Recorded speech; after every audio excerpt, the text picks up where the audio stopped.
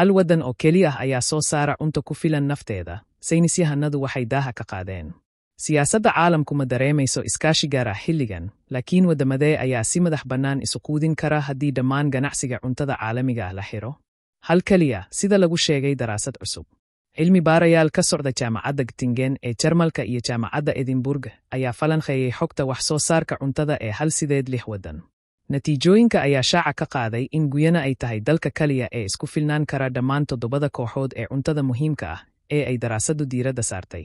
Shiinaha iyo Vietnam ayaa kaalinta labaad galay, iyagoo soo saaray cunto ku filan oo ay ku dabooli karaan baahida dadkooda oo ah 6 ka mid ah 7 qaybood.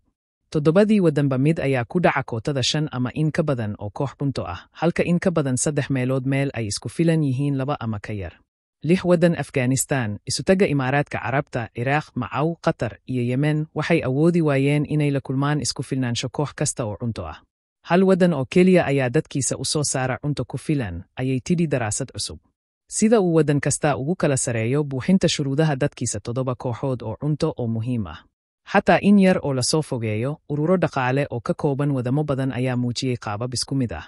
Golaha iskaashiga khaliijka ee Bariga Dhexe, tusaale ahaan, waxay gaadhaan isku filnaansho hilib oo keliya, halka ururada galbeedka Afrika iyo Kariibiyaanka ay ku dhufteen kaliya 2 kooxood. Ma jiro urur dhaqaale oo soo saara khudaar ku filan oo ay ku quudiyaan dadkeeda oo dhan. Si loo buuxiyo daldaloolada jira oo loo daboolo baahiyaha cunto ee dadkooda, waddamada intooda badani waxay ku tiirsan yihiin ganacsiga.